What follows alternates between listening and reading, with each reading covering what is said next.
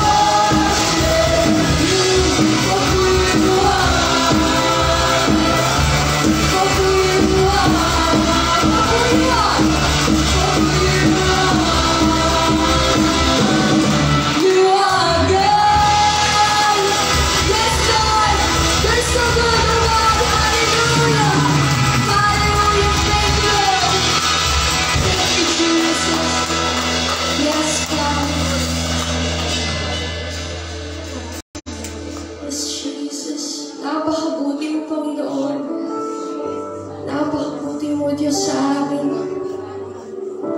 Ika'y tapat, Panginoon. Ika'y mabuti. Hallelujah, Jesus. Oh God, this morning, we lift our praises. We give you all the glory. We exalt your name on high. Yes, Jesus. Salamat, Panginoon, sapagkat hindi ka nagbabago. Hindi mo kami iniwan.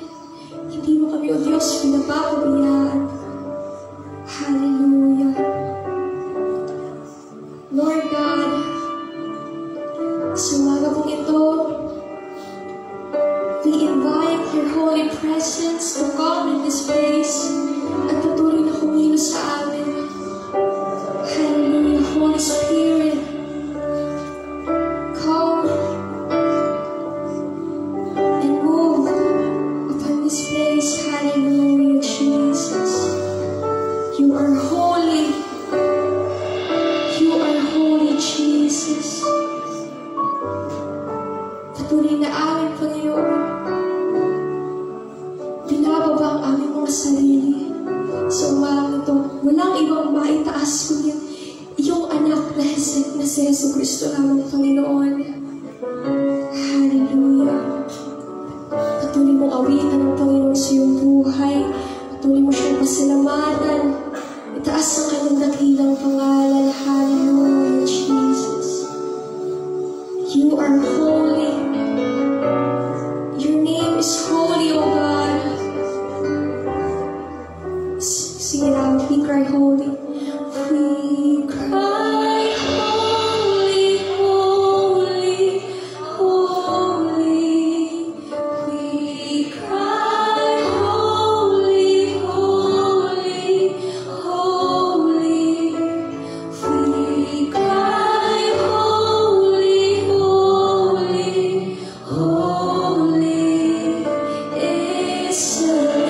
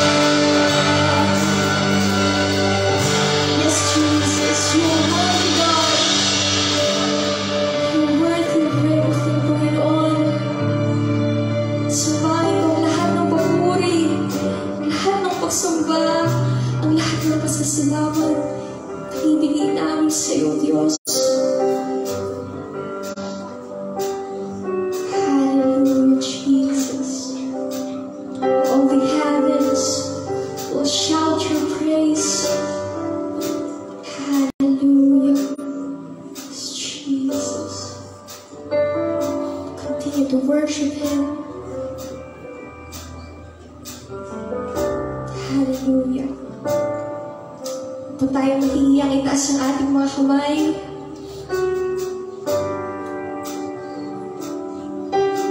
Jesus, patuloy mong purihin. Patuloy mong pasalamatan ng Panginoon. Yes, Lord. Thank you, Jesus. Thank you, Lord, for your grace. Thank you, Jesus, for the love, for your unconditional love, oh God. Hallelujah.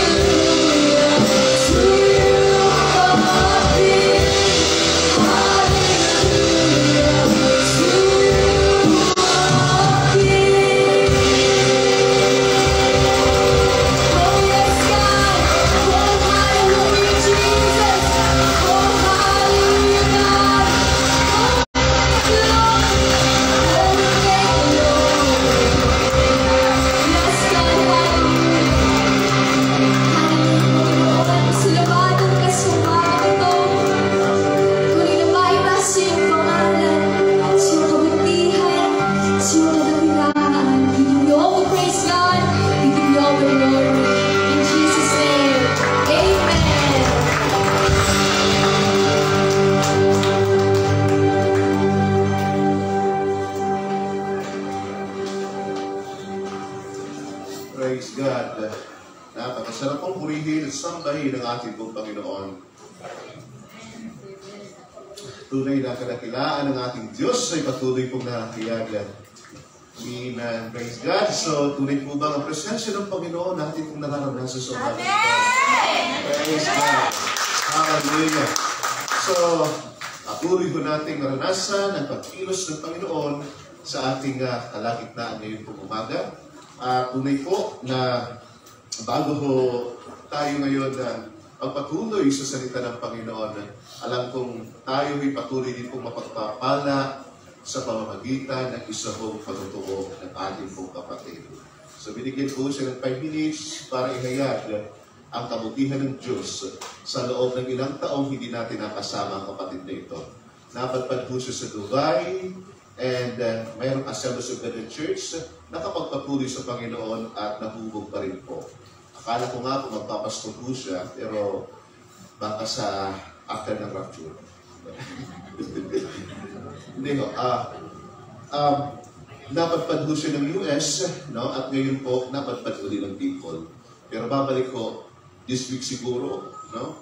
Pabalik ng US. So, tawagan mo natin ating kapatid, si Sir Dory Yubay, para magbigay ng testimony sa ating pong Panginoon. O, ng kabutihan ito sa kanyang buhay. No? So, 5 minutes lang po, for how many years? Dito ka na sa harap. Okay, akit ka na dito.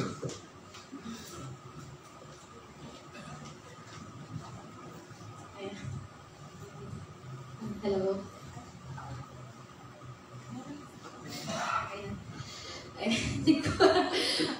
Good morning po sa Gabos. Hindi ako kapag-step ko dito, nagluluhan talaga ako. Dahil pang nag-praise and worship pa lang. Di ko alam kung nanta. Siguro, hindi ko din po ma-explain.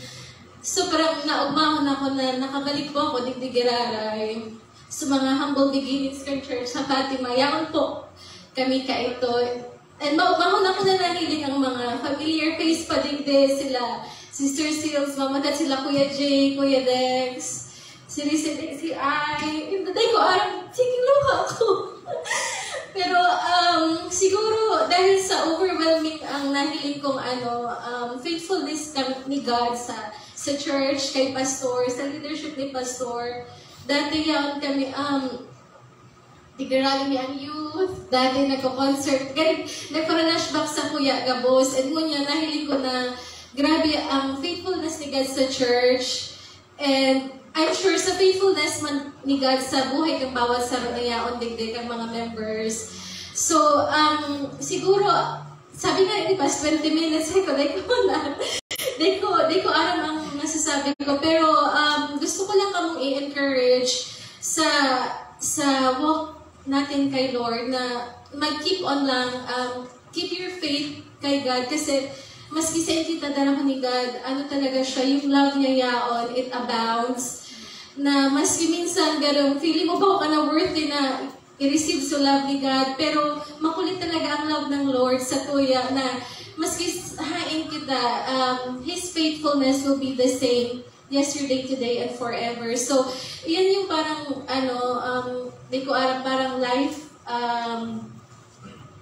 verse, or bang life verse, pero sa mga tig-hold on kong verse na sigad, ang love niya sa tuya, grabe, makulit, nag-a-abound, and kita, maski, ito nga bako na feel worthy na i-receive ang love ni Lord. It's not, bako ito tigigibot pero kung ano yung kayang ibuho ni Lord sa buhay ta. So yun i-encourage ko lang kamo na, mag-keep lang sa faith nito kay God, ng devotion, prayer time, napakahalaga ng prayer. Ako ito minsan, sobrang na-overwhelm ako ng business sa trabaho, sa mga ng everyday life. Pero parang nagbo-boil down pa rin sa back to basic, yung relationship mo kay God, dapat keep it a priority. Kasi, syempre, minsan baga nadadrag man kita sa business, kang world, kung ano-ano man na, iba-iba yung parang, sa buhay, tawag ka ini, sa setting na sa buhay, iba-iba. Pero, gabos ito, sa tingin ko, need na talagang i-priorities yung relationship na with God, yung prayer, devotion, and lalo na yung pag-help build kang church, and mag-share. Kasi nga, dati nag-stop din ako mag-share kasi ano ako ng business world, pero parang sabi ko, garing empty, garing makuman happy, pero ito pa rin, tigbabalik pa rin ako ni God sa, siguro sabi nga ni Pastor, pastor ka na, sa ino, garing pas, garing makuman, pero nakakorner pa rin talaga ako ng Lord. Maski sa ako magduman sa Dubai, na-involve ako sa church, naging leader, as in nag-help kami i-build yung mga OFW church duman sa Assemblies of God man po siya sa Dubai. And then nag-settle na po ako sa US, nag-agom. Pag naghanap po ako talaga ng church, kasi dipisal po talaga ang wala ang Panginoon. So, ang inot ko pong linibo duman, nag-google ako ng church. And then, makaugma ko na, 10 minutes lang sa church, nahiling ko Assemblies of God. So, sabi ko, sige, ma-attend ako the day. So, iniba ko, so, agom ko po, the day pamanyan ako that time, nagda-drive. Pagluwas ko pa lang yung parking lot, nakahiling sa ko, Filipina. Sabi niya, are you Filipino? Sabi ko, oo, ganyan. Ay, halika. So, international, white-dominated po itong church. Pero nakahilig di ko alam kung pero grabe, orchestrated siguro ni Lord ang gabos na nangyari. So, paglawas ko ng parking, Filipina, nahilig ko. Sabi niya, Mari, ipapakilala kita sa mga Filipino. Nag-start ang church na mag-branch out ng international churches. So, naghahanap, mayroon na tayong pastor, pero naghahanap ng yung makaka-help mag-build ng Asian American churches. So, nag-branch out na po sila kasi parang mission-oriented po yung church. So, gusto nilang mag-form ng Asian American church, mga Hispanic.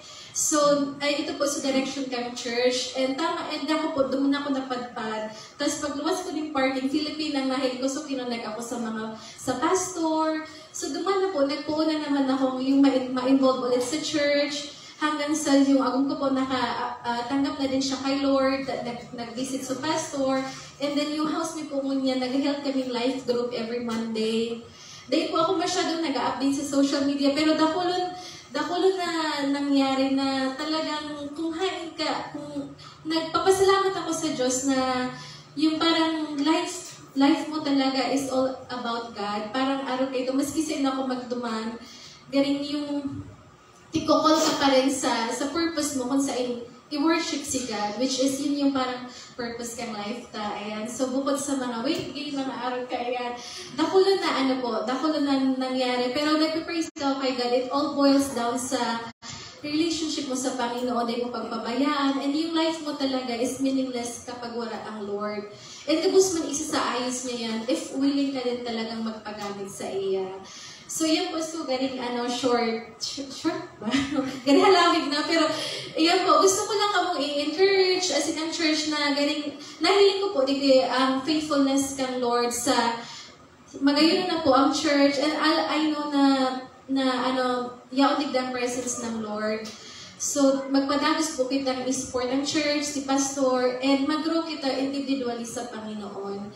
And napakaswerte po, tadig-tita free ang pag-worship. Kami po duman dati sa Dubai, nagtatago sa mga hotel, kunwari birthday party, pero so restricted po, dumanta medyo, syempre Muslim country ito, pero kita digde, very free ang pag-worship ta, ang pag-share ng gospel. So sana yun, mag-move kita na dakulong kami duman na, mga na-experience na very, very restricted kami sa pag-praise, pag-praise and worship. Ayan, so digdi po yung kita may freedom, garing, i-take advantage ta ining, blessing na ini na freely makapag-worship sa Lord, maski maurang nagsirimba, mag-attend ng mga life group, kasi duman po kita mag-grow. And na-test ko na po yan, minsan dati, busy ako, di ako maka-attend, pero mabalik ka duman sa kung saan kita mag-grow pagkain ng spiritual food, which is yung mag-attend ng mga life group, ng service, and maghanap kita ng ministry kung saan kita, mabibless na ang Lord and mabibless ang church. Yun po, yun yung encouragement ko sa Gabos. And salamat na hindi ko kamugiraray. Thank you sa opportunity kong ini na makapag-worship ulit sa Indo. And basta naiyak ko digdi, damang ko ang presence ng Lord digdi sa church. Kapag ko pala nag-reveal na to. So, ko very overwhelming and makaugmahan po na yaon nakabalik ako ulit digdi. So, yun lang po. And thank you. And sana, ayan, keep and press on sa faith na kay Lord. And i-help tayo ang ating pastor mag-support po kinalagin sa iya and sa mga ni pastor, sa vision ni pastor sa church. Ayun. Salamat po and God bless us.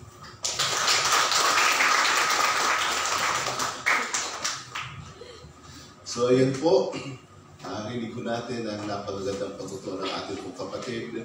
So, hindi na po pala siya ibay. Mrs. Navarro na po siya. No? Hindi po si Bong. Okay, so, hindi niyo isama yung kanyang husband. And hopefully, sa mga susunod, pag-pray ko natin, magpapastor po yan.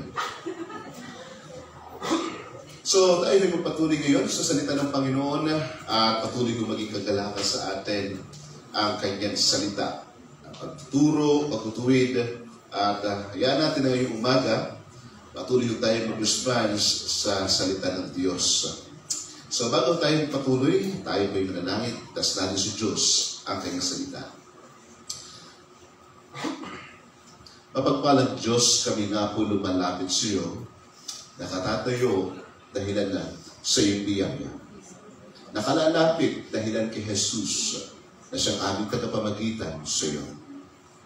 Ngayon po umaga, ang iyong salita, hayaan mong hindi lamang kami maging tagapakinig nito, pagkos maging tagagawa bilang tagatanggap pa ng napakahalagang katotohanan ng iyong salita na kami patuloy kong lumago sa aming pananampalataya at patuloy na maging kagamit-gamit sa iyong kaharian.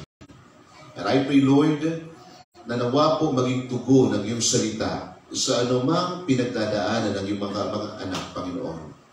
At patuloy o Diyos na mahayag ka sa pamamagitan nito. Tunay po ng kapayapaan mo, aming pong hinihiling na sa puso ng bawat isa, patuloy na matanggap at patuloy na manusap ka. Purihin ka po, Ama, sa iyo lamang po ang papuri pa sa salamat. Ito pong aming dalangin sa pangalan ng Jesus. Amen. So, tunay po na bilang mga mananampalataya, tayo po ay tinawag ng Panginoon at patuloy tayo sa paglago sa ating pananampalataya sa Kanya. Ngayon, maraming mga bagay na inaalis ang Diyos sa buhay natin. Mga bagay na inaayos niya sa ating buhay upang tayo po patuloy na maging kahalintulad ng Panginoong Jesucristo. Sa buhay minsan dumarating yung panahon na parang mas focus tayo sa ating mga sarili kaysa sa ano yung plano ng Panginoon sa buhay natin. Mas focus tayo sa mga bagay-bagay na meron ang daigdig nito, na kung saan ito yung mga kabalahan na meron na minsan nagiging sanhi, nagiging dahilan ng paglayo ng ating puso sa Panginoon. May mga pagkakataon na sinasabi natin, nasa Panginoon pa rin naman ako. Hindi pa naman ako tumatalikod sa Kanya. So, yung word na hindi pa naman, ang tanong kailan? Kapag ka ipinagpatuloy mo ang bagay na maaaring makapaglayo sa iyo sa Panginoon. Pag-uusapan mo natin ang greediness and antidote for greediness. So, kung makikita ko natin dito sa Hebrews chapter 13, verse 5 to 6. Hebrews chapter 13, verse 5 to 6. Dito po sinasabi ng passage, let your conduct be without covetousness. Be content with such things as you have, for he himself has said, I will never leave you nor forsake you. So, we may boldly say, the Lord is my helper, I will not fear. What can man do to me? Alos, ito po ay panghuling mga paalala ng nagsulat ng Book of Hebrews. So, for now, hindi natin kilala kung sino nagsulat ng Book of Hebrews, pero malapit nang dumating na makikilala natin ang nagsulat ng aklat na ito. Pag dumating si Jesus. dumating ang Panginoon. Ngayon, debatable pa rin po kung sino nga ang nagsulat ng aklat ng Hebrews. Although hindi kilala kung sino yung author, still, na-inspired pa din ng Holy Spirit ang nagsulat ng Book of Hebrews. Bagamat may mga nauna na, halimbawa sina Augustine, naniniwala sila na si Paul. Mayroong ilan naman po na naniniwala na si Lucas. Pero kung akong tatanungin, may possibility na si Paul ang nagsulat ko rito. Dahil sa kanyang background na pagiging Pariseo, at alam niyo ang batas. So halos kinunik ng nagsulat yung batas sa lumang tipan at anong kaugnayan nito na kay Hesus Kristo bilang siyang katuparan. Ngayon halos ito po ay concluding passage na lamang bilang mga huling paalala. At mapansin niyo po sa unang bahagi, bagamat walang masyadong kinalaman dito sa tema ko natin, kasi mga huling paalala ni Paul no? Sabi niya sa mga unang bahagi, verse 4, marriage is honorable among all and be undefiled. But fornicators and adulterers, God will judge. So, pansinin po natin, halos parang random yung mga paalalang inilagay ho dito. Pero, makikita ho natin na may kinalaman ho ito, lahat ng ito, doon sa superiority ni Jesus. Since na ang theme ng Book of Hebrews ay patungkol po sa superiority ni Jesus. Kahigitan ni Hesus Kristo sa anumang bagay. Kahigitan ni Kristo sa lahat ng bagay. Ngayon, makita ho natin ang katotohanan ngayon about greediness. No? Ang greediness, ito ho ay sumesentro sa sarili at hindi po sa Diyos. Sapagkat anumang bagay na maisipan niya, ito ay para sa kanya palagi.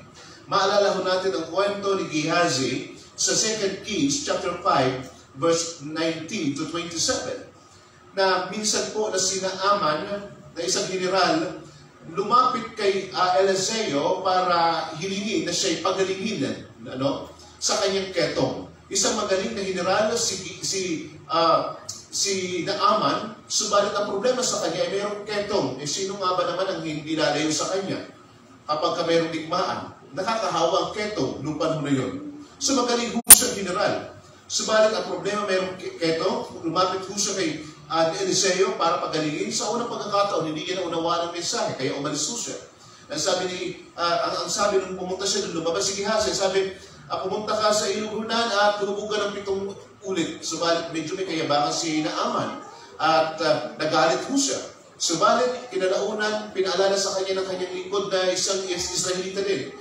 Sabi ng kanyang lingkod, hindi ho magagawin yung lahat. No, mapagaling lang kayo. Sabi, oo nga naman. So ginawa ho niya 7 times hubog sa ilong Jordan. At pagkatapos ng 7 times, sabi ng Biblia, bumalik sa dati ang kutis ng kanyang, yung kutis ng kanyang balat ay parang kutis sanggol.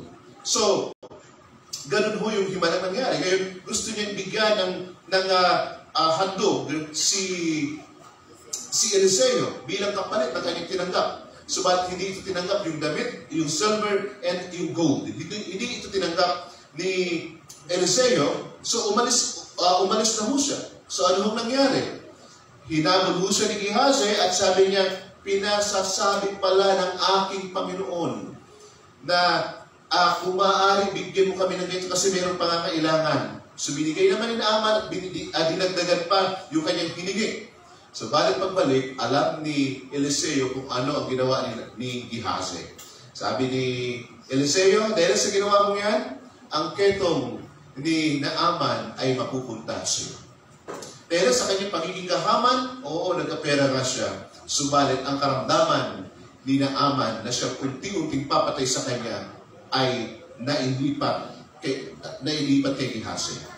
Gayon din naman ang nangyari kay Judas dahil sa 30 pieces of silver, kanyang ipinagkanulo ang Panginoong Jesucristo na naging sanhidi ng kanyang labis na pagdadalamhati sa kanyang ginawa laban sa Panginoong Jesus na naging sanhi ng kanyang pagpapatiwakan. Dahil sa 30 pieces of silver na hindi niya rin napakinabangan. Ang pagiging greed ay lagi nag-uumpisa sa pagiging makasarili. Walang ibang sentro ng buhay kundi ang sarili. Greediness, sabi ng Merriam Dictionary, having or showing a selfish desire for wealth or position. Ganito ang nangyayari minsan sa politics. Kung bakit yung pagkatagal-tagal na nanunungkulan at ayaw na umalis sapagkat yun ang kanyang naging hanap buhay. Mga kontrata minsan na may mga cutting or may mga kontrata na mga transaksyon na mayroon silang porsyento palagi. So, because of greediness, marami yung buhay ang naapektuhan. Pinaiiwas tayo ng Panginoon sa ganyang buhay at hinahamon tayo ng salita ng Diyos na mabuhay para kay Kristo na siyang tunay na buhay. May mga buhay na napapahamak dahil sa greediness, nasisirang samahan. Ang ganda ng samahan pagkatapos biglang papasok yung personal na interest. Biglang masisira ang mga samahan. May mga pagkakataon, mga magkakapatid, magpapamilya na nasisira dahil sa greediness. Maging churches, no? May mga churches na nawawasak dahil pumapasok ang personal na interest. Minsan po, maalala ko, meron tayong dating kasama sa church na minsan nag-treasure hunting sa bundok. At mayroong kamag-anak na nagka-interest sa kayamanan di umano sa kanilang bundok. Noong inabot na ng 1 year na hindi nila nakahanap yung treasure at meron pong mga palatandaan doon sa bundok na yun na maaaring meron nga. No? Pero nahihirapan na silang maghukay. Sabi po ng kamag-anak ng may-ari, sabi niya, dapat daw ialay ang dugo ng may-ari para makuha ang kayamanan. Sabi po ng may-ari, sige, subukan nyo. Ngayon, kapag pumasok yung greediness, no, sa tao, ito ho yung sumisira sa kanyang sarili na akala niya kanyang ikauunlad. Ang theme ng Hebrews ay superiority of Christ. Kaya, si Christ din po ang kasapatan ng buhay ng tao. No? Si Jesucristo din lamang po ang kasapatan ng buhay ng bawat isa sa atin. Hindi ang mga bagay na meron ka sa kasalukuyan. Hindi ang pamilya, hindi ang asawa, hindi ang ang anak na meron kayo. Kundi si Kristo ang totoong kasapatan. Bakit po? Darating araw, maaaring may naunan na umuwi sa Panginoon, naiwan ka. Maaaring yung mga anak mo, iiwanan ka. No? So, nangyayari ho ang mga bagay-bagay na ito, subalit, minsan ang Diyos ay hindi ho nawawala at minsan hindi ho nag-iiwan. Siya ho ang tanging kasapatan pag-asa ng bawat isa. Ngayong umaga, pag-usapan natin ang tugon upang maiwasan, no, ang kawalan ng pagtitiwala sa Diyos at ang pagsalit sa sarili, no, na maging sanhi ng greediness. The antidote for greediness. Unang-una, Christians must be contented with God's provision. No? Sabi po ng talata, huwag kayong magmukhang salapi. Meron bang tao nagiging mukhang salapi? No? Ikamukha niya lang yung taong nandoon sa salapi. So, anong ibig sabihin? Huwag kayong magmukhang salapi. Huwag kayong parang palagi nasa isipan yung salapi. No? Parang hindi naalala ko si Mr. Crab. No? So, iwan kong kilala niyo si Mr. Crab. Palagi niyang naiisip paano magkaroon na kahit na sa konting halaga, magkaroon siya. So, sabi ang talata, masiyahan na kayo sa anumang nasa inyo. So, ang verse po, ang talata po ito ay hindi nagsasuggest na maging tamad tayo. No? Hindi yun siya nagsasuggest na maging tamad tayo. Yung parang wala kang pangarap na makaahon man lang sa hirap. Sapagkat ang salitang masiyahan na sa anumang nasa inyo, ito'y nangangahulugang anumang meron ka ngayon, no? Anumang meron ka ngayon, anumang kalagayan meron ka ngayon, anumang sitwasyon ang meron ka ngayon, ito'y tanggap mo at marunong ka magpasalamat sa Diyos. Hindi yung madalas na nagre-reklamo ka sa mga bagay-bagay. Madalas kapag ka nagre-reklamo ka sa mga bagay-bagay na meron ka, hawak mo na nga, bagamat hindi pa yung sapat, o meron ka na nga, pero nagre-reklamo ka pa din, maaaring mauwi ka sa pagiging greed. No? pagiging gahaman. So, ito yung problema, kaya napakahalagang bantayan natin ang ating sarili. Ano mang meron ka, tanggap mo at marunong ka magpasalamat sa Diyos sa ano mang meron ka sa buhay. Mga bagay-bagay na meron ka. Yung kapag ka umulan, nagre-reklamo ka samantalang yung iba, sabi nila, sana all. Yung malamig ang panahon, reklamo ka samantalang yung iba ini-enjoy ang lamig.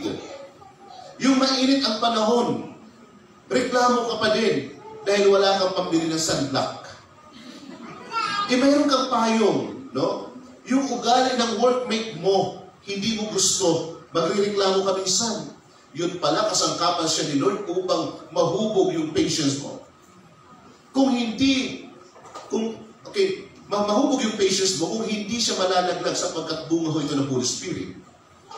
Ngunit yung passage po natin ngayon, may higit na kinalaman sa material na bagay na madalas nagiging sanhi ng paglayo ng iba sa Diyos. Nagiging sanhi ang material na bagay ng paglayo sa Panginoon. Nakapokus sa mga bagay-bagay na meron ng daigdig na ito na magkaroon lamang at nagiging sanhi na minsan hindi na makapaglingkod sa Panginoon. Si Lord ho ay mayroong magandang principle na dapat ho natin tingnan. Matthew chapter 6 verse 33, but seek first the kingdom of God and His righteousness, and all these things shall be added unto you. Yung unahin yung kingdom ni Lord, unahin yung katuwiran ng Panginoon. Pag sinabing unahin mo ang katuwiran ng Panginoon, unahin mo kung ano ang gusto ng Diyos sa buhay mo. Hindi yung gusto mo sa sarili mo. May mga pagkakataon sa buhay, mas inuuna natin yung gusto natin, at may mga pagkakataon pa naman na gusto natin sumunod ang Lord sa gusto natin. Sa pamamaraan minsan, na minsan mag-pray tayo sa Panginoon, Lord, ipagkalab mo sa akin ang bagay nito, Lord, I pray, at pinag-fasting mo pang isang bagay na minsan hindi naman kalooban talaga ng Panginoon, at may mga pagkakataon na maaaring pinagpipilitan natin ang mga bagay-bagay. Subalit alam na ni Lord na maaaring minsan ito ay makapaglalayo sa iyo sa Kanya. Walang ibang pinakamahalaga sa Panginoon kundi ikaw. At ikaw naman ay walang ibang pinakamahalaga dapat sa iyo kundi ang Lord. Bakit hindi nagkakaroon ng kasapatan ang tao? Bakit madalas may pagrereklamo sa buhay ang tao? May mga group chat, may mga group chat na ngayon ang mga reklamador. No? Sabihin mo siya, Catherine, nawa, hindi kami mulo. Meron po silang Facebook group. Group chat ng mga walang ngipin. Group chat ng mga matataba sapagkat gusto pumayat. Group chat ng mga hindi napapansin ng pastor. Facebook group ng mga scammer. Facebook group ng mga pangit. Facebook group ng mga singles. Doon ho sila nagbubulalas na wala silang love life. Akala mo parang natanggalan ng oxygen na hindi na mabubuhay kung walang love life. Mas nakakasakal kaya ang magkaroon ka ng love life na wala sa kapanahunan at hindi kalooban ng Panginoon. Balik ho tayo sa tanong, bakit walang kakuntintuhan ng tao? Dahil hindi nila nasumpungan ang tanging makapupuno sa buhay. Yun ho ay tanging si Jesucristo lang. Tanging ang Panginoon ang siyang kapunuan sa buhay ng isang mananampalataya. Kung si Jesus ang kasapatan nila sa buhay, ipagpapasalamat nila ang anumang kalagayan sa buhay. Dahil si Jesus ang pinakang superior sa lahat. No? Hindi mo ipagrereklamo ang anumang meron kang pinagdadaanan bagkos marunong kang magpasalamat sa Panginoon. Kahit, Pastor, merong sakit ako, magpapasalamat pa rin ako kay Lord. Ang tanong, naunawaan mo ba ang plano ni Lord sa gitna ng karamdaman na pinagdadaanan mo? Kahit po, Pastor, sira ng aming pamilya, magpapasalamat pa rin ako kay Lord. Nauunawaan mo ba kung anong ginagawa ni Lord sa kabila ng naging consequence na ginawa mo? Palagi ang Diyos ay mayroong ginagawa. Dapat natin ipagpapasalamat ang mga bagay-bagay. Ipagpasalamat natin sapagkat ang totoo, hindi patapos ang kwento ng buhay mo. Nagpapatuloy ang kwento ng buhay at ang Diyos ay patuloy na gumagawa ng kasaysayan. Upang ipakita niya sa sa iyo kung gaano siya kadakila. Maaari sa kasalukuyan mayroong pagreklamo, subalit unawain natin ang Diyos ay nagpapatuloy na gumagawa, kumikilos upang may sa katuparan ang kanyang plano. Imbis na magreklamo, magpasalamat sa Diyos at magkaroon ng kakontentuhan sa kung anumang meron ka ngayon. Yung ikukumpara mo ang iyong sarili sa iba, buti pa siya meron, ako wala. Buti pa sila, meron ganito, ako wala. Ano mang meron ka, ipagpasalamat mo sa Panginoon. Minsan hindi mo ma-appreciate ang kagandahan ng buhay kapag kapatuloy kang nakatingin sa kung kanino man. May pagpapasalamat mo ang kagandahan ng buhay kung kay Kristo ka nakatingin. Hebrews chapter 1, verse 1 to 3. Siya ay Diyos. Hebrews chapter 1 verse 4 to 14. Higit si Jesu Kristo kaysa sa mga anghel. Sa chapter 2, si Kristo ang tanging handog sa krus para sa katubusan natin dahil sa parusa ng kasalanan. Sa chapter 3, inihayag na si Jesus ay higit pa kay Moses dahil si Kristo ang tanging Diyos na nagkatawang tao upang maging tagapamagitan sa Ama at sa atin. Subalit si Moses ay naging tagapamagitan lamang sa mga Israelita at hindi nakapasok sa lupang pangako, samantalang si Jesu Kristo ang katuparan ng pangako ng Diyos.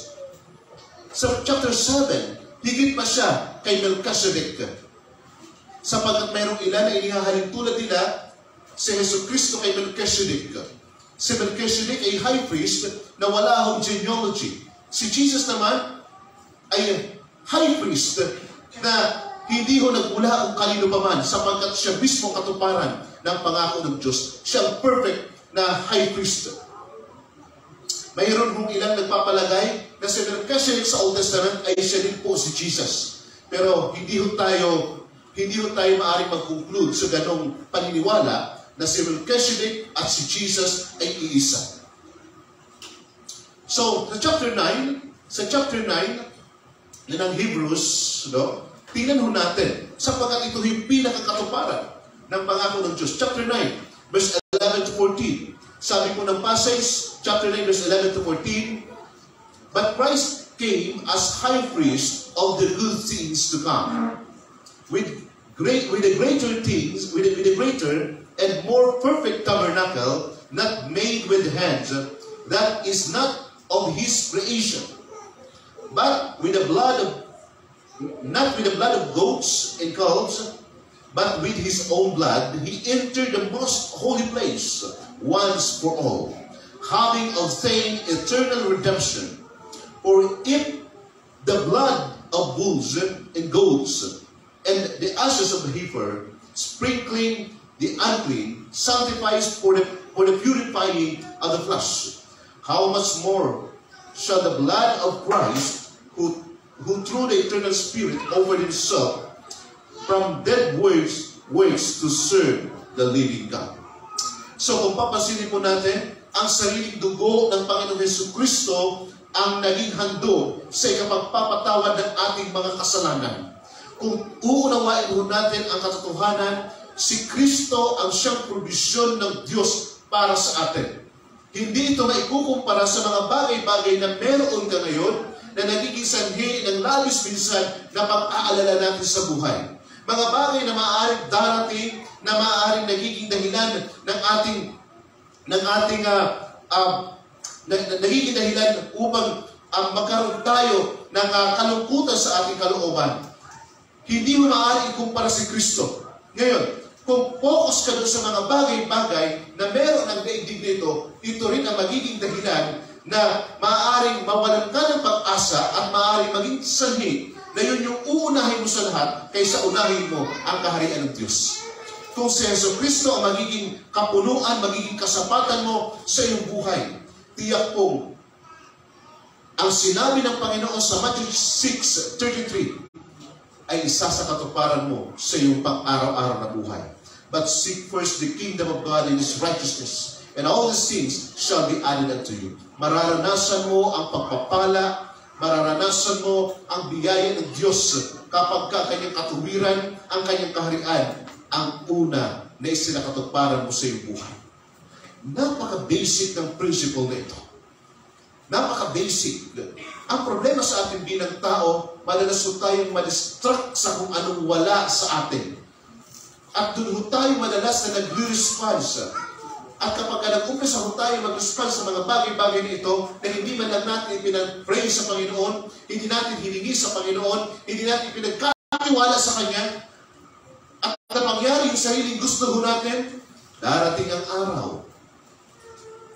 na magiging dahilan ito ng ating paglayo mismo sa Kanya. Si Jesus ang tanging provisyon ng Ama para sa atin upang tayo ay magkaroon ng buhay na walang hanggan. Anuman ang pagdaanan mo, matuto kang magpasalamat sa Diyos. Anuman ang meron ka ngayon, pasalamatan mo ang Panginoon. Anuman ang pinakang kahirapan na pinagdadaanan mo, pasalamatan ang Lord. Bakit? Hindi minsan iaalaw ng Diyos ang anumang sitwasyon sa buhay na para bang wala siyang purpose. Kung ikaw ay tinubos, nilinis, hinugasan ng dugo ng Panginoong Jesus, ikaw ay pinaging anak ng Diyos, mayroon bang kahirapang pinagdadaanan ka, may purpose ang Lord sa anumang pinagdadaanan mo sa kasalukuyan. Mayroon bang takot minsan sa buhay natin, matutong pasalamatan ang Diyos. Sapagkat alam ng Diyos ang kanyang ginagawa na may mga pagkakataon minsan na hindi mo alam kung bakit niya pinangyayari ang mga bagay-bagay. Sabi ko ng isang viral na song online ngayon na remix ng isang kilalahong artist. Ang title ho ng song is Beautiful Day. Sabi po ng message, sabi po ng message na yun, I woke up and I looked in the mirror, and every part of my body was in place. Many people died and never saw this day, so another day I live. Don't wanna act too high and mighty, cause tomorrow I can pull down my pace. So in everything, Lord, I give you praise. Lord, I thank you for the sun, thank you for the rain, thank you for the joy, thank you for pain. It's a beautiful day. Tunay po na sa lahat ng panahon, ang Diyos ay napakabuti at lahat ng mabuting bagay ay kanyang pinagkakaroon sa atin. Ano man ang pakiramdam mo, ano man pinagdadaanan mo, matutong magpasalamat kay Lord. Kapag ka magre-reklamo ka na naman at mag-shout out sa apik, wala na ang apik ngayon, alay ko na, magpasalamat kay Lord. Lord, salamat. Wala akong makita ngayon, so hindi ako makapagsusulat, matutulog na ako, walang kuryente. Ipagpasalamat kay Lord ang lahat ng pangyayari. Kung si Jesus ang siyang kasapatan mo, marunong ka magpasalamat sa lahat ng pagkakataon. Marunong kang humingi sa Panginoon. Mag-umpisang hindi ka magiging reklamador sa anumang bagay, oras na maunawaan mo ang ginagawa ni Kristo sa buhay mo. Matuto kang ipagpasalamat ang maraming bagay sa buhay na mayroong kakontentuhan. No? Pero kung madalas na magbago ang desisyon mo dahil sa pagreklamo at kawalan ng kakontentuhan, i-check mo ang relasyon mo kay Kristo. No? Nung matapos yung Christmas o matapos yung New Year, may mga kabataan palaging nagreklamo, araw-araw spaghetti sa kanilang bahay. Kung walang spaghetti, naghahanap ng spaghetti. So, ipagpasalamat, i-check mo ang relasyon mo kay Kristo. Sapagkat kapag ka nag-umpisa kang parang palagi kang nagreklamo, ito yung totoo, maaaring hindi si Kristo ang sentro ng buhay mo. Maaaring masyado kang materialistic. No? Kapag ka palagi kang mayroong pagreklamo. Although minsan, maaaring masabit natin ang mga bagay-bagay, pero maaaring bawiin mo kapag ka naunawaan mo ang plano ng Panginoon. Masaya ang buhay, masaya ang mabuhay kung si Kristo ang nakahari sa buhay. Sa Bible, ilang tao ang makita natin na pinubay ni Lord dahil sa lubos na pag-asa sa Kanya. Ang mga Israelita, binigyan ng tubig at pagkain, bagamat sila yung mga reklamador, sapagkat ang Diyos ay mapagbiyaya. Si Elijah, sa panahon ng taggutom, sino ba mag-aakala sa atin na uwak gagamitin ni Lord? Di ba may mga pagkakataon sa buhay na minsan hindi mo inaakalang taong tutulong sa iyo, biglang andyan na? Hindi yung tao mismo, kundi si Lord ang gumawa ng kaparaanan upang kasangkapanin siya. No? Hindi na ngayon ginagamit ni Lord ang uwak. May mga special cases sa Bible na nangyayari mga bagay-bagay na yun. May mga pagkakataon, minsan, hindi mo alam, taong hindi mo na inaasahan, biglang darating. So, sino ang gumagawa? Hindi mismo yung taong yun, kundi naging kasangkapan yun ng Diyos para pagpalain ka sapagkat alam ni Lord na marunong kang sumunod. Kay Elijah, inutusan siya ni Lord na pumunta doon sa lugar na yun. No?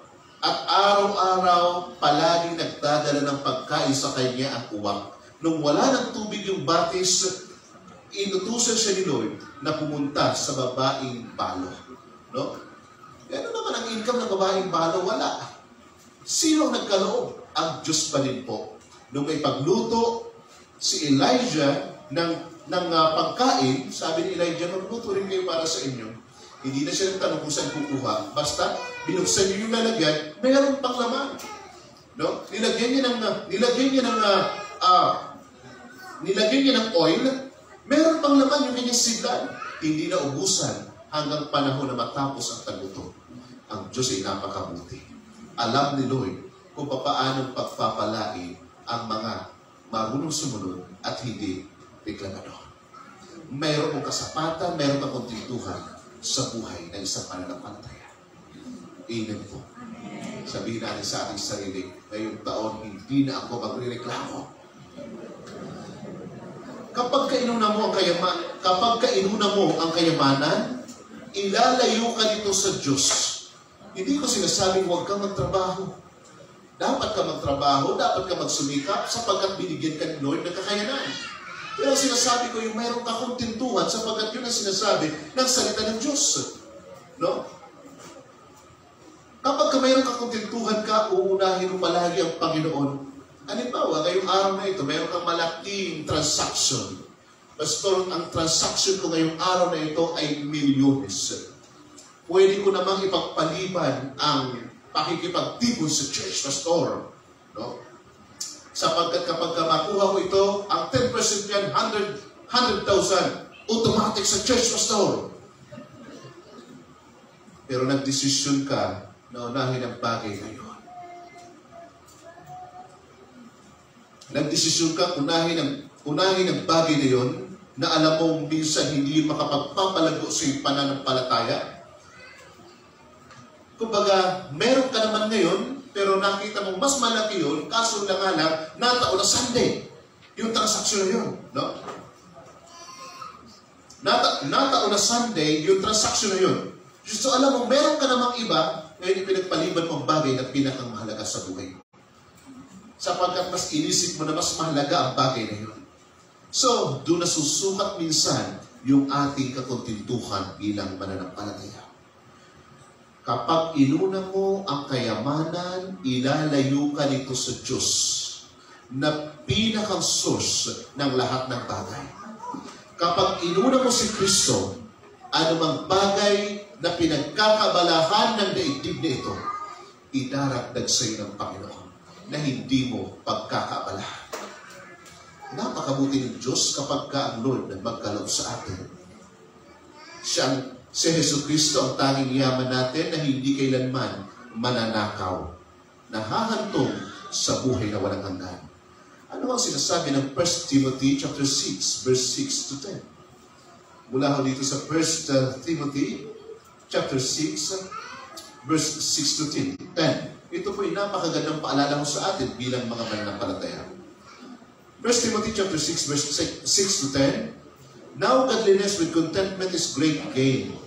For we brought nothing into this world, and it is certain, we can carry nothing out, and having food and clothing, with this we shall be content. But those who desire to be rich fall into temptation and a snare, and into many foolish and harmful lusts, which draw men into destruction and perdition. For the love of money is the root of all kinds of evil, for which some have strayed from the faith and their greediness, and purged themselves through with many sorrows. So marami ang nalayo sa Panginoon dahil sa paghahangad na yumaman. Hindi ho kasalanan ang kayamanan sapagkat ang source ng kayamanan walang iba kundi ang Diyos. Kundi yung paghahangad dito na magiging sanhi upang malayo ka sa Panginoon. For the love of money is the root of all evil. Mayroong quotation yung mga atheists na sabi nila, if money is the root of all evil, bakit nagko-collect ang church ng pera? Hindi ho money mismo yung root of all evil, but the love of money.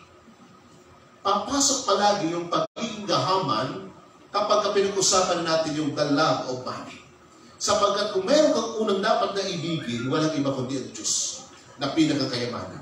Wala kang ibang dapat na pahalagahan kundi ang Panginoon na siyang nagkakaloob ng mga bagay-bagay na kinahumalingan ng mga tao na walang pagkakilala sa Panginoon. Bilang mananampalataya, mahalaga na meron tayong contentment sa anumang meron tayo. Masayang mabuhay kung meron kang kakontentuhan. Mapapansin niyo po, may mga tao minsan nangyayari sa gilid ng kalsada. Ginusto ba nila matulog dyan sa tabi ng kalsada? Meron pong ilan sa kanila, halos madaling araw, punta ka ho dyan sa sentro, natutulog sa tabi ng kalsada, inaabangan yung paparating na mga gulay. No? Pero halos mapapansin niyo ho na parang ini-enjoy nila yung kanilang trabaho. No? Meron nga po, ilan nung araw, nahihiga sa sako-sako ng sibuyas. Ngayon, kapag hinigaan mo yun, ikaw ng pinakamayaman. Halos, mapapansin po natin na ini-enjoy nila yung mga bagay-bagay na yun. Samantalang tayo minsan, meron ka ng trabaho, maghahanap ka pa ng, kasi kulang yung sweldo ko sa mababa yung sahod dito. Mabuti doon, maganda yung sahod. Maganda nga yung sahod, pero may mga pagkakataon na iba naman ang kapalit na hindi mo alam. Mahalaga na mayroon tayong contentment, mayroon kang work ngayon, magkaroon ng contentment. Mayroon kang pamilya ngayon, may mga anak na minsan mag-iisip, mabuti pa yung kanilang kapitbahay, yung kanyang mga magulang mabait, hindi mo lang alam kung anong pinagdadaanan ng kaibigan mo, no? Sa kahirapan. At mabuti na mayroon kang pamilya na kinabibilangan. May mga pagkakataon minsan na walang kakontentuhan. Dahil sa minsan naiingit tayo sa kung anumang meron ng iba. Subalit, napakahalaga sa atin na magkaroon tayo ng contentment. Meron kang pamilya, pasalamatan ng Lord. No? Meron kang asawa, pasalamatan si Lord. Ano man meron kayo. Meron kang trabaho ngayon, pasalamatan si Lord. Wala kang work ngayon, pasalamatan pa rin si Lord. Buhay na buhay ka pa rin. Meron kang karamdaman, praise God pa din. Yun po ang buhay Kristiyano. Masayang tunay. Sapagkat ang kapunuan mo, hindi ang mga bagay na inaasam ng daigdig, kundi tanging si Jesucristo. Pangalawa, we must be satisfied in the presence of God. No? We must be satisfied in the presence of God. Sabi po ng talata sa verse 5, verse 5 pa rin tayo ng ating pong passage.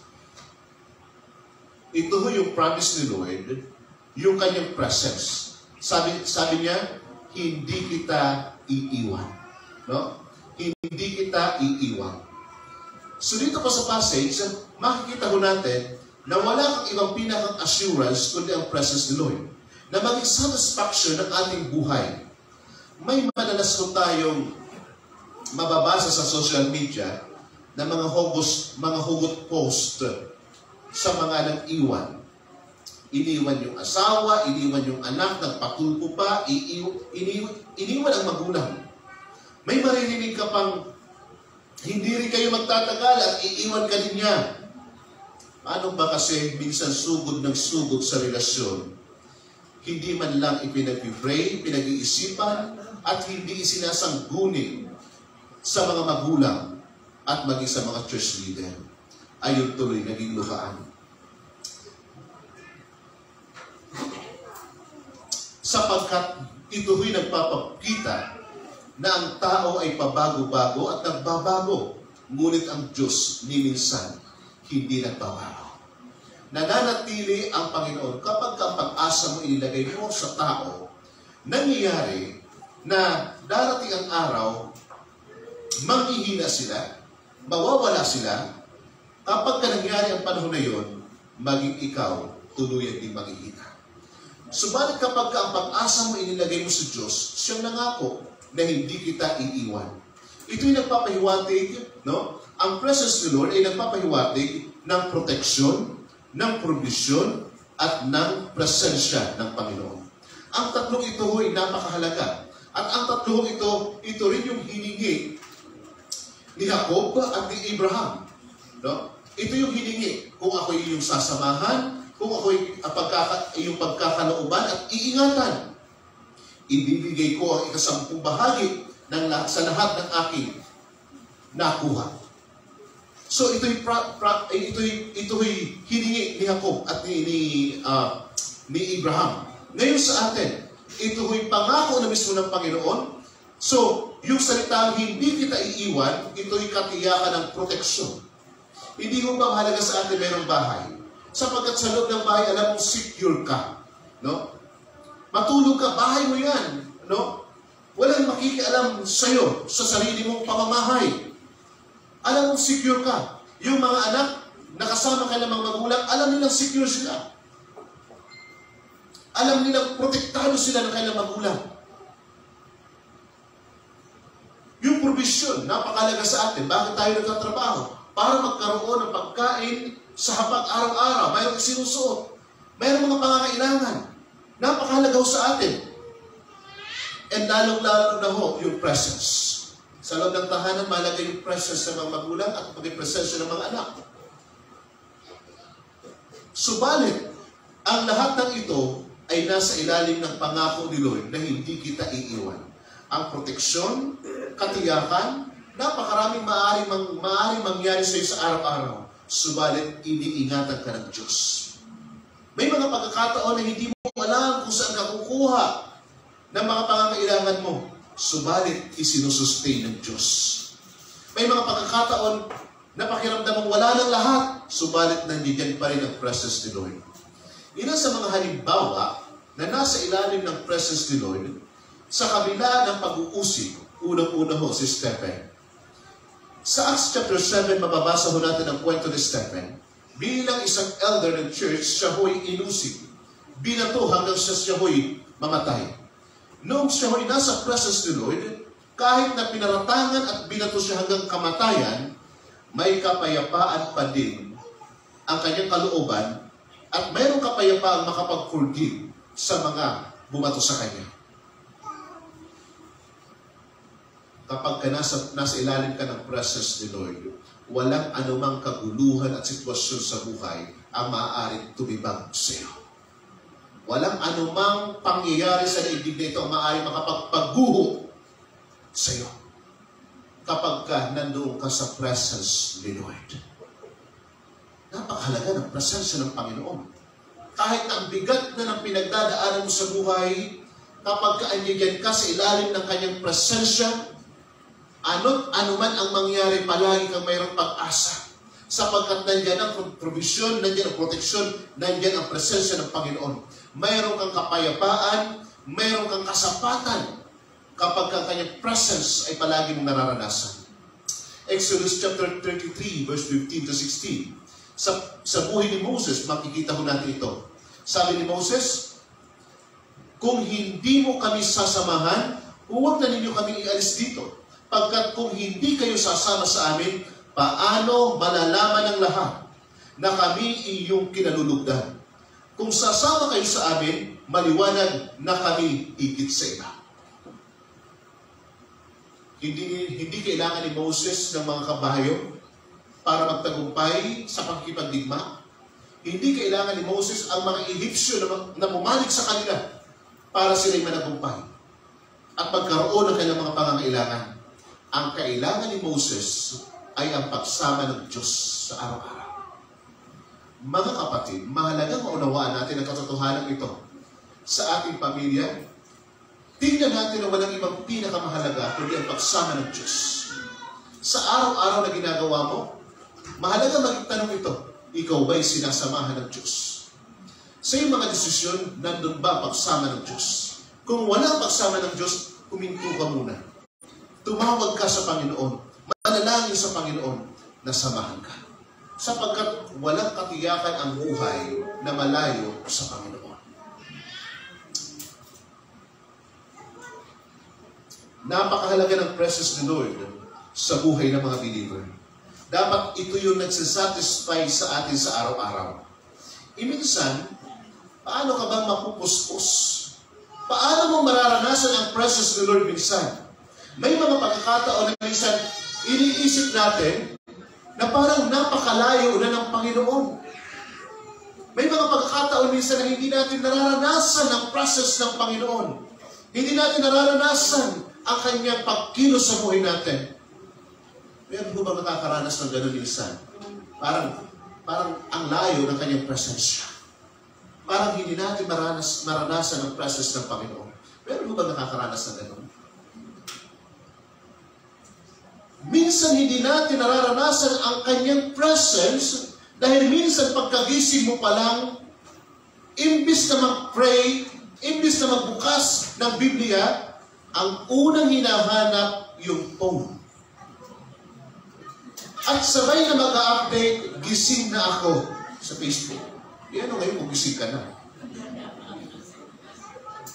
Mayroon kang ang phone, subalit ang laman, puro na lang mga music na makakalikasan, music na makatao, music na makasanlibutan, puro na lang love song, wala man lang worship song na naghahayag ng holiness ng Diyos, walang song na naghahayag ng glory ng Diyos at ng greatness ni Lord. So papaano mo mararanasan ang presence ni Lord sa araw-araw? Alam niyo ho, every day na binabasa mo ang salita ng Diyos, may in love ka kay Lord. Every day na pinakikinggan mo ang mga papuring awitin sa Panginoon, lalo kang nagbababad sa kanyang presensya, na nakikita mo yung greatness, yung holiness ng Panginoon. Unahin mo ang presence ng Lord sa bawat araw. Ito po ang sasabihin ko bilang pastor. Gising, kapatid, kung iyan ang nagsasatisfy sa buhay mo at hindi ng presence ni Lord. Minsan kapag wala na ang presence ni Lord sa buhay mo, hindi mo na rin siya marinig at halos wala na ang conviction ng Panginoon kapag naririnig mo ang Word of God. Para baliwala na sa iyo kung anong mapakinggan mo.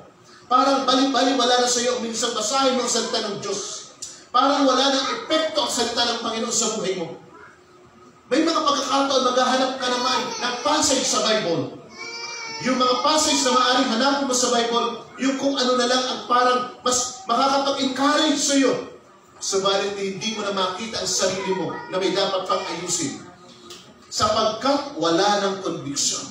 Ang Word of God po, hindi lamang for motivational, bagkus for rebuke, for teaching, and for equip ang Word of God. Bilang pastor, ako po'y hindi motivational preacher.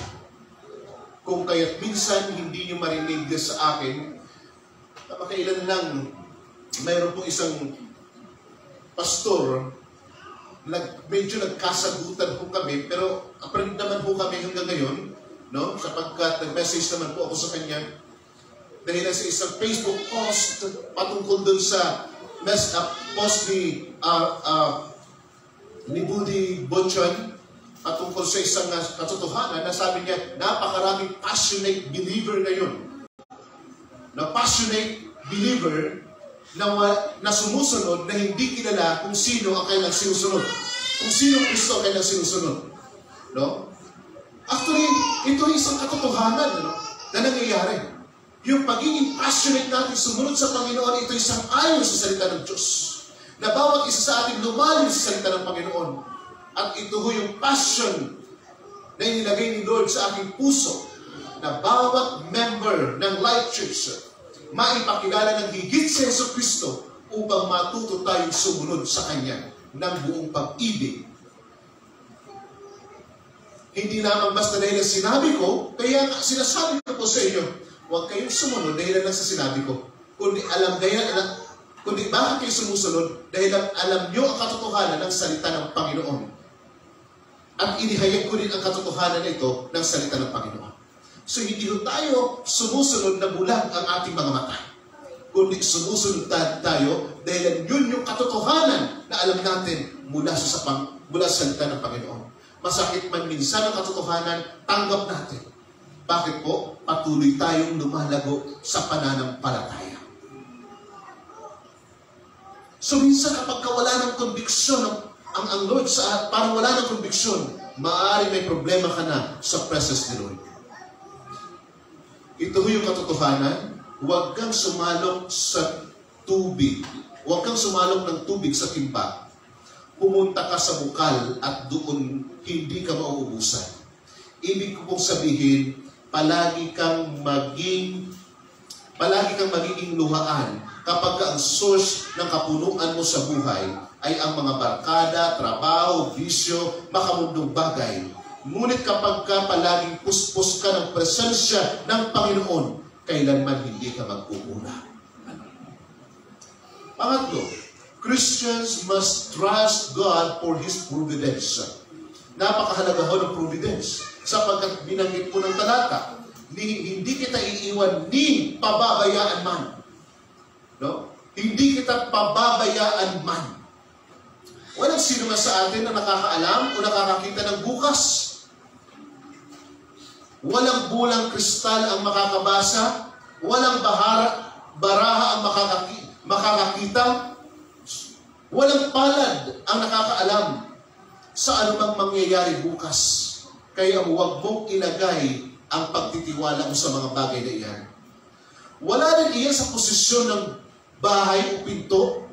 Wala iyan sa mga isinasabit sa pinto. Dahil ang lahat ay nasa kamay ng Diyos. Nandun palagi yung providence ng Diyos. Pag sinag-uusapan natin yung divine providence, bago pa dumating yung araw, ang Diyos ay mayroon ng inihanda para sa iyo. Ano man ang nangyayari sa kasalukuyan sa buhay mo, gaano man kapangit, gaano man kaganda ang nangyayari sa buhay mo, ang Diyos ay palaging mayroong inihanda sa araw ng bukas para sa iyo. Mahalagang makita natin kung sino ang nangako ngayon na hindi kita pababayaan dahil dapat pagtiwalaan natin ang katotohanan yun. Tanging ang Diyos na may likha ng lupa at langit na dapat pagkatiwalaan. Dumaranas ka man ng kahirapan o kaginhawaan, magpatuloy kang pagtiwalaan ang Diyos sa kanyang plano. Hindi sa panahon na parang gipit ka doon ka lang magtitiwala sa Diyos.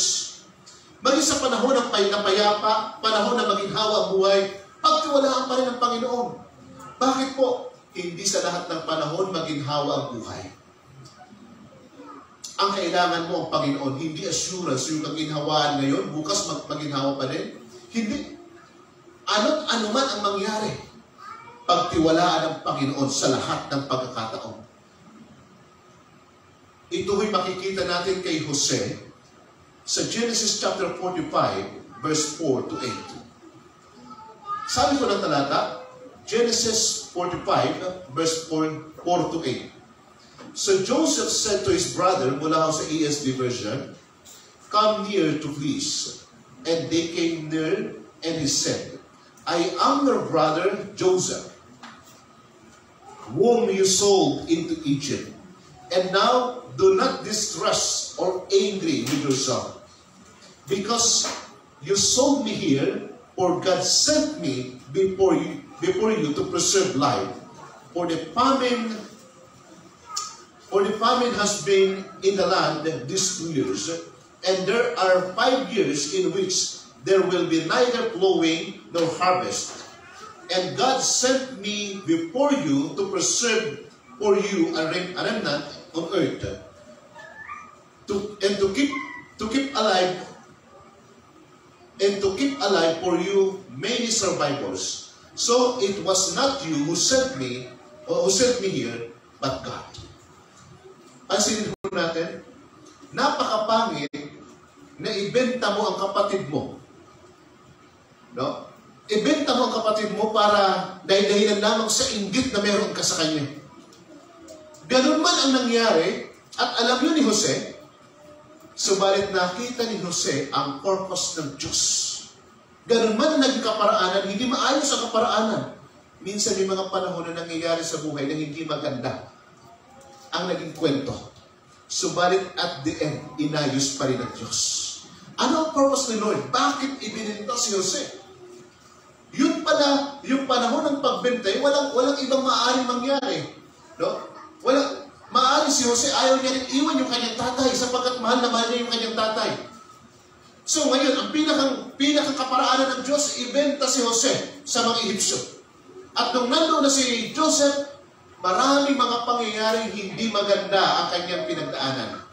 Mas mainam basahin niyo ang kwento ni Joseph para paunawain. Ibininta ho siya at ibininta kay Potiphar, naging alipin ni Potiphar.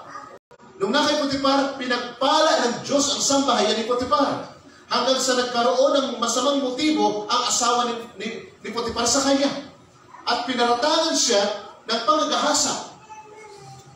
At dahilan ho doon, naging dahilan ito upang siya ho ay may pabilanggo. At nung nasa bilangguan ho siya, pinagpala ng Diyos yung mga nandoon dahilan kay Joseph. No? At nung nandoon na si Joseph, kung titingnan ho natin, parang yun yung hangganan ng buhay niya. Mula sa bilangguan, from prison to palace. Naging kaparaanan lang yung pangitain, pangpanaginip ng paraon. Upang si Jose ialis sa bilangguan at maging pangalawa sa pinakamakapangyarihan sa buong Ehipsyo. Sino mag-aakala? At sa panahon na nanonood siya sa palasyo, hindi niya pinagbantaan, hindi niya pinaghigantihan ang kanyang mga kapatid. Hindi nagkasala si Jose. Pagkos nakita niya ang purpose ni Lord. Ipinagpasalamat ni Jose na ibininta siya ng kanyang mga kapatid. Sapagkat kung hindi yun nangyari, sa panahon ng tagutom, maaring lahat sila naubos. Maaring lahat sila namatay. Tingnan niyo ho. Ano man ang sitwasyon mo sa kasalukuyan, ipagpasalamat mo kay Lord sapagkat nagpapatuloy ang kwento ng buhay mo. Ang Diyos ay patuloy na mayroong ginagawa. Huwag kang mainggit doon sa iyong kapwa na parang ang ganda na ng takbo ng buhay. Huwag kang mainggit sa iba na maganda ng kanyang samahan. Huwag kang mainggit sa kung ano mang nakikita mo. Ang mahalaga, hayaan mong makita mo na ang iyong sarili patuloy na ginagawa ang nais ng Diyos sa buhay mo. Bagamat nandoon ho siya sa bahay ni Potiphar, no? At nagkagusto sa kanyang asawa ni Potiphar, hindi niya ho pinatulan yung temptation na natili sa kanya yung righteousness, na natili sa kanya yung kabanalan ng Panginoon. So mapapansin po natin na nandoon palagi ang pagpapala ng Panginoon sa kanya. So, tingnan po natin, sabi ni Joseph, ang Diyos ang nagpadala sa akin. Plano ng Diyos na maganap ang plano ng Diyos ang nagaganap na dapat mong pinagtitiwalaan. Alamin mo lang at tiyaking lumalakad ka sa kanyang kalooban. Isang araw makikita mo kung ano kwento na ginagawa ng Diyos sa buhay mo. Panghuli, pang-apat, Christians must believe that God's help is enough. Sapat ang tulong ng Diyos.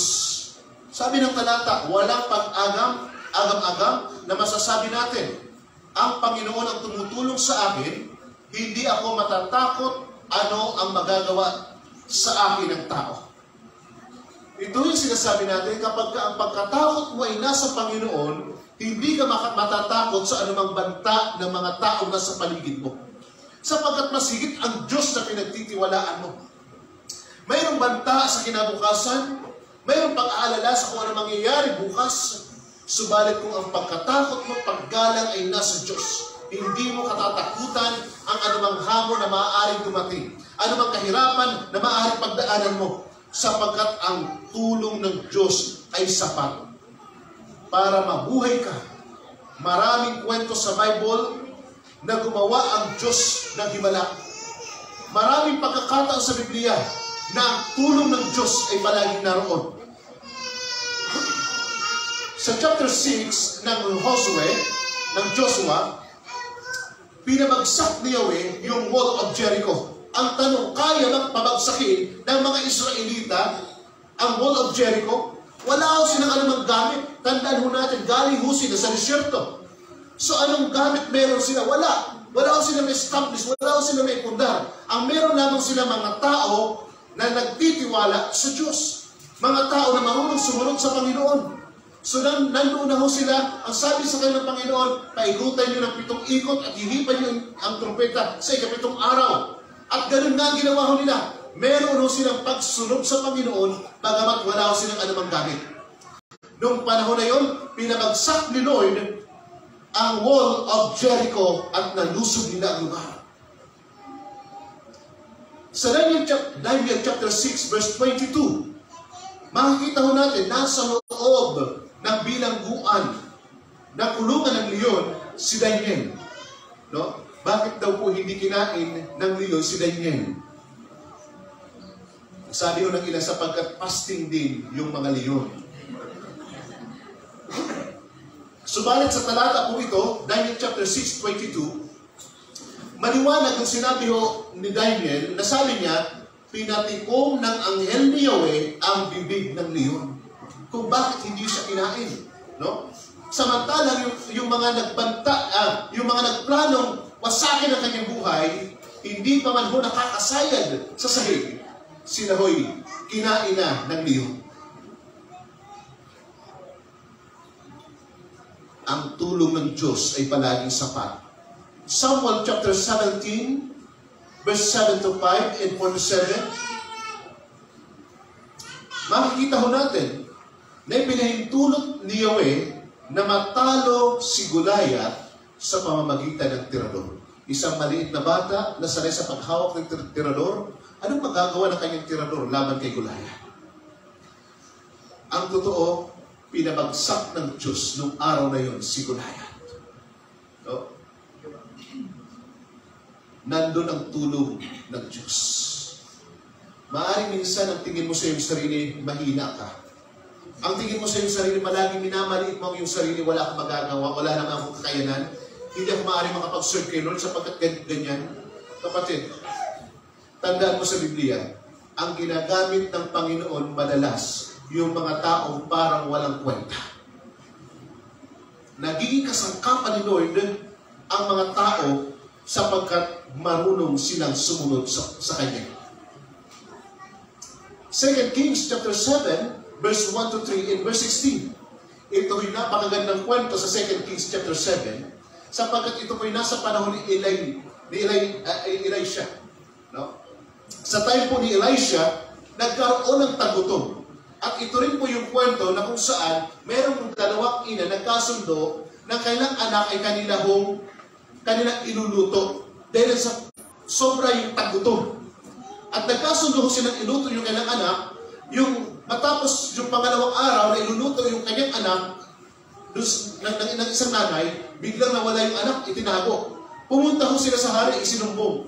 At ang ginawa ng hari, kanyang sinira, pinulit ang kanyang damit.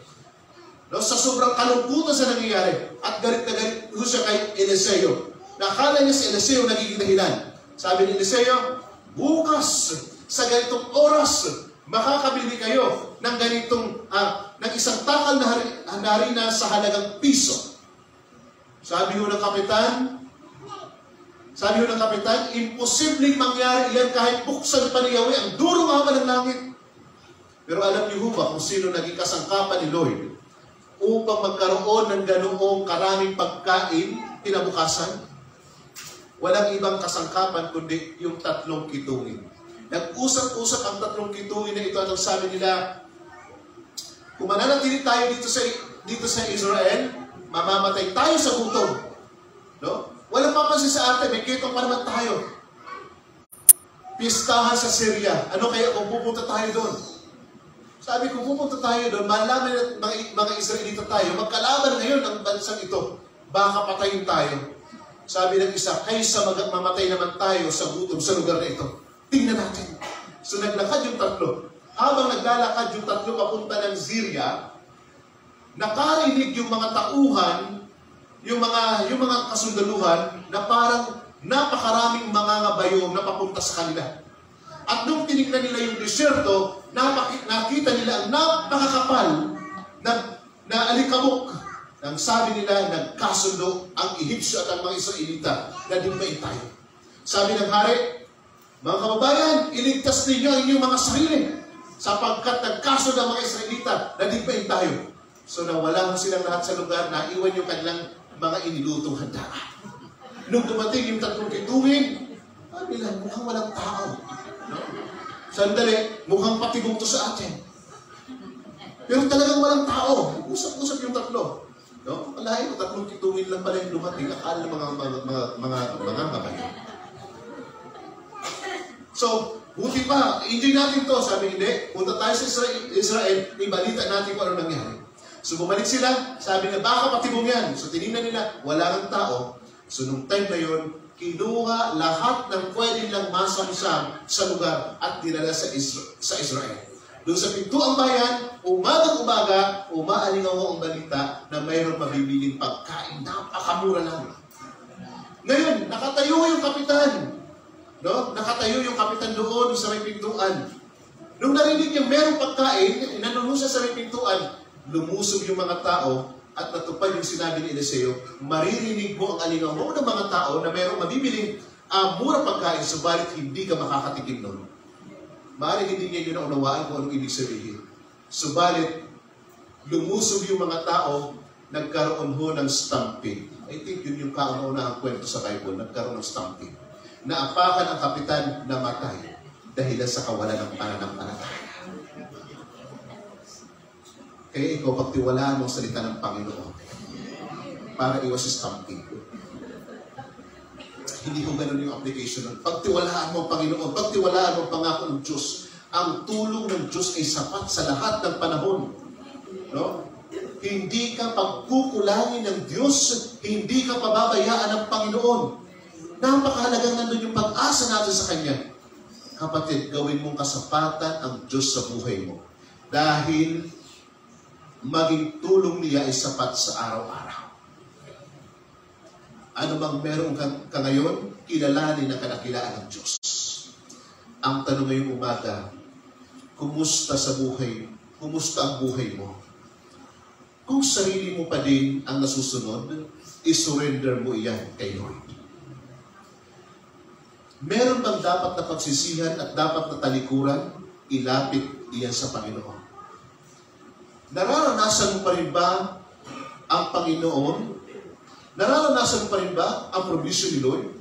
O mas focus ka sa mga bagay-bagay na makapagpapalayo sa Kanya para sa sarili mo? Saan ka mag-focus ngayon? Maaaring minsan yung pinagkakabalhan mo, tinitingnan mo, provision pa rin Lord. Pero hindi mo nakikitang makapagpapalayo pala siya sa Panginoon. At dumarating ang panahon na ikaw mismo kapag sasabi, naglayo mo na sa Panginoon. Nararanasan mo pa rin ba siya sa iyong buhay? Ang tanong ngayong umaga, satisfied ka pa rin ba sa presence ni Lord? O mas satisfied ka sa presence ng iba at madalas kang problemado sa buhay, resulta ng kawalan ng kasapatan sa presence ni Lord? Madalas ka bang nagreklamo at hindi mo na-appreciate ang mga ginagawa ng Diyos sa buhay mo? I-check mo ang iyong puso, baka hindi ayos ang relasyon mo kay Kristo.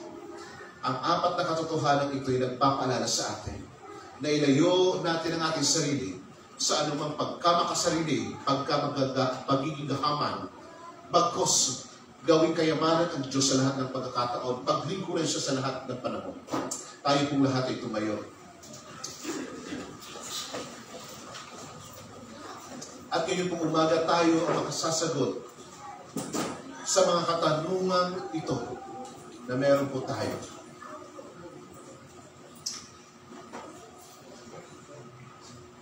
Tunay ba ng provision ni Lord ay nagiging kapunuan, nagiging kasapatan sa buhay mo?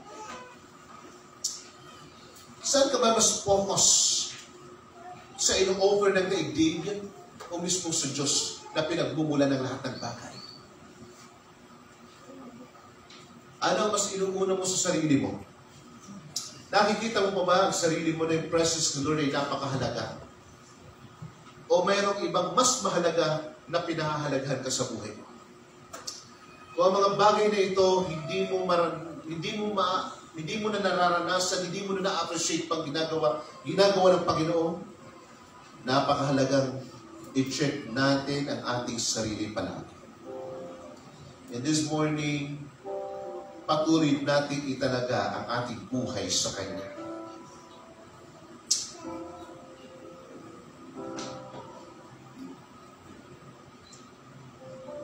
Sabi ng isang awit, your presence is heaven to me. At bahagi ng awitin yun, sabi, may isang portion ng awitin ito, who is like you, Lord, in all the earth?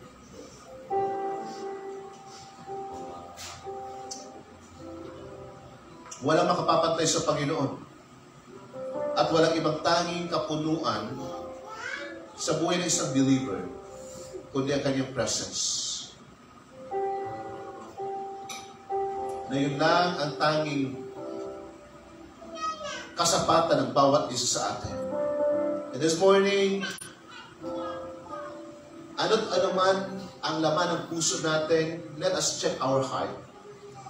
Kung sa ating sarili, nasasabi natin, malayo na nga ako sa iyo, Lord.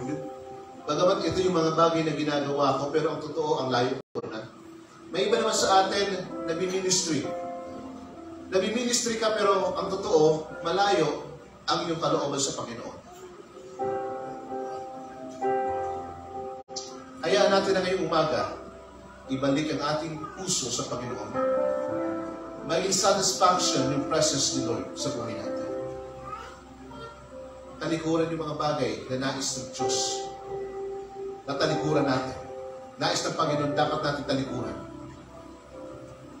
At hingin kay Lord na siya maging kasapatan, ang presence ni Lord na maging kapunuan.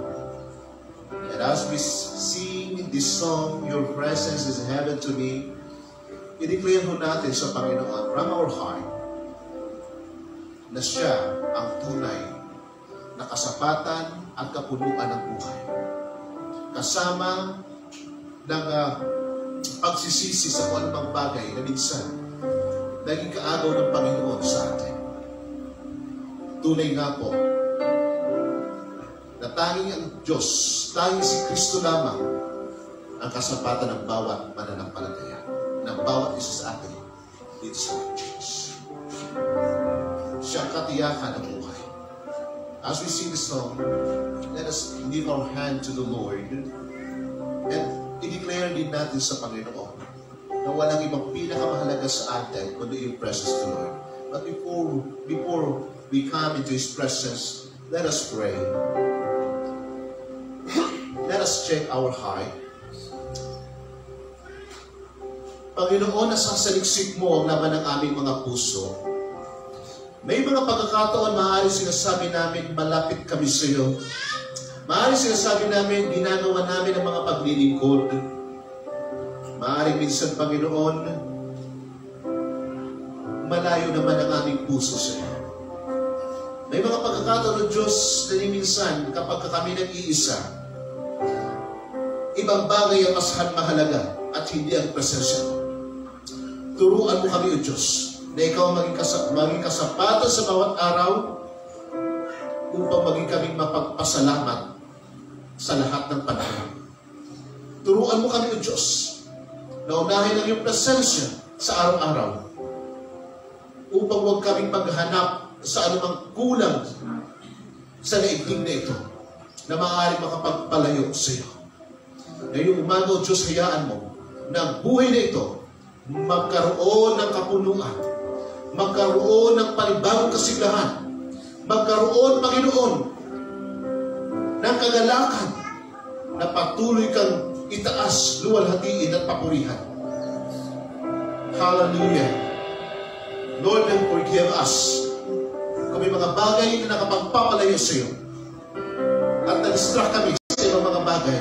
Hayaan mo na ngayong umaga mapanatili ang kapuspusan, kapunuan at maging katotohanan sa amin ang awiting ito, Panginoon. Let us lift our hand to our Lord and let us sing this song from our heart. Let us declare it to God.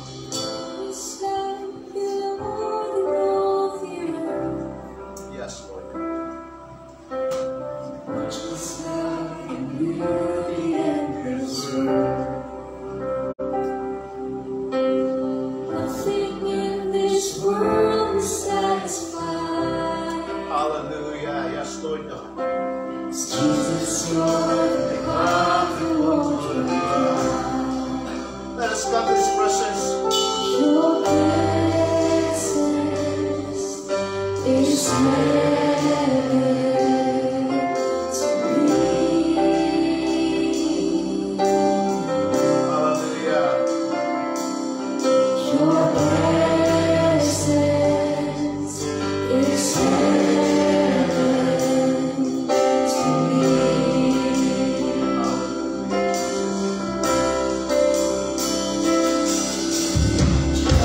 Know my heart and know my soul.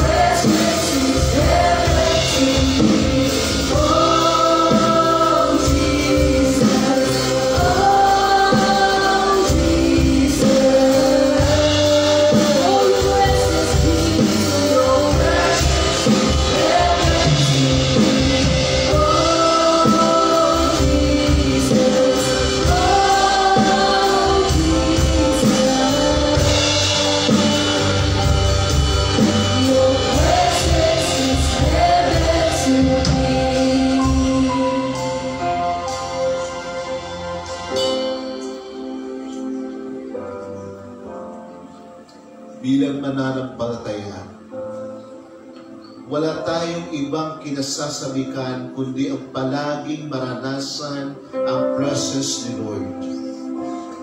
Kung ikaw ay mayroong kapunuan sa bawat araw mula sa kanyang presensya, alam mong sapat na ang bagay na yun at wala ka nang hahanapin pa. Madalas ng paghahangad ng napakaraming bagay na kahit ay kasisira. Ikasisira ng buhay, kasisira ng relasyon, ikasisira ng relasyon sa Panginoon. Ay ang mga bagay-bagay minsan na hinahangad natin, inaasam natin na malayo sa kanyang kalooban at plano.